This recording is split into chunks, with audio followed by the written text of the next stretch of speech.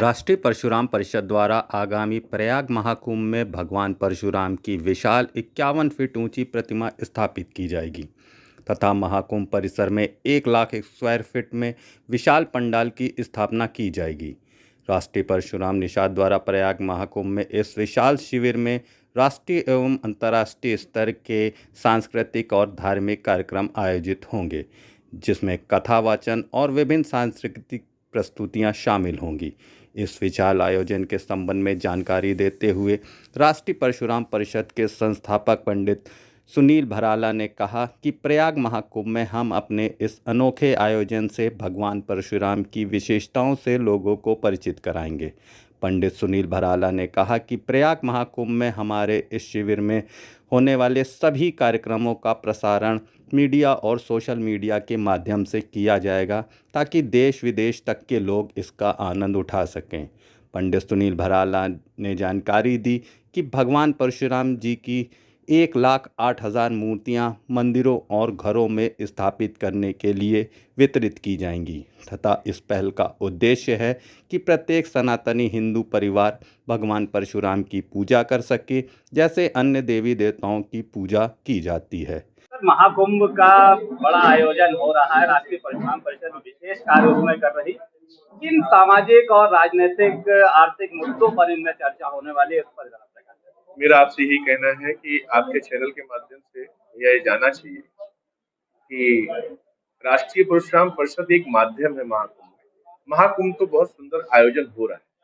इस आयोजन को कई वर्षों से, कई सालों से हो रहा है, कर रहे हैं लोग, लेकिन मकसद ये है, इस आयोजन में भगवान परशुराम जी के 56 स्थानों की खोज की गई, जिनको भुला दिया गया था। भगवान राम की जन्मस्थली पता है, कृष्ण की जन्मस्थली पता है, लेकिन परशुराम भगवान की जन्मस्थली तक नहीं पता, चाहे मैं आपसे पूछ लूं जो जाना पाऊंगे इंदौर में। बात यह है कि हमारी जानकारी कम होने के कारण ही गड़बड़ होता है।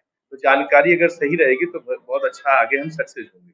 तो भगवान परशुराम नहीं, अपितु तो हमारे जो सनातन के संस्कार हैं जो विलुप्त हो गए हैं, उनको खोजने का कार्य ही राष्ट्रीय परशुराम परिषद करता है।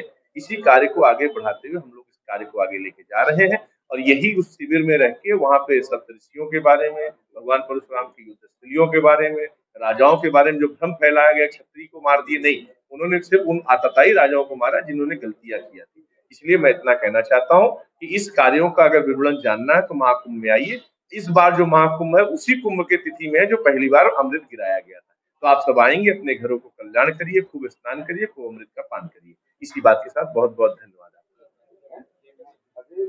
राष्ट्रीय परशुराम परिषद द्वारा आयोजित प्रयागराज 2025 महाकुंभ में उसी परिसर के अंदर राष्ट्रीय परशुराम परिषद का एक विशाल शिविर पंडाल के रूप में स्थापित हो रहा है और वहां भगवान श्री परशुराम जी की 51 फीट की मूर्ति, भगवान परशुराम जी नए अवतार के रूप में जहां दिखाई देंगे, ऐसी 1,08,000 भगवान श्री परशुराम जी की मूर्ति भक्तों को वितरण होगी, जहां वो घरों के मंदिर में स्थापित होगी। उसी में भगवान श्री परशुराम जी के द्वारा उस आदि काल के अंदर जो अताताई और राक्षस राजाओं का जो वध किया गया था, उसका वहां चित्रण होगा, वर्णन होगा और वो सबको पता लगेगा कि भगवान परशुराम जी 6वें अवतार के रूप में जब यहाँ पृथ्वी पर भेजे थे भगवान विष्णु जी ने, वे सारे जो अलौकिक कार्य है उनके 56 स्थान, उनके बाल जन्म से लेकर के और उनके युद्ध और तपोभूमि तक, वे सारे वहां पर लोग अवलोकित हो गए।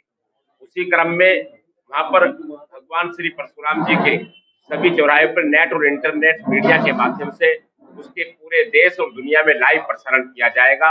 ऐसी व्यवस्था राष्ट्रीय परशुराम परिषद के द्वारा कराई जा रही है।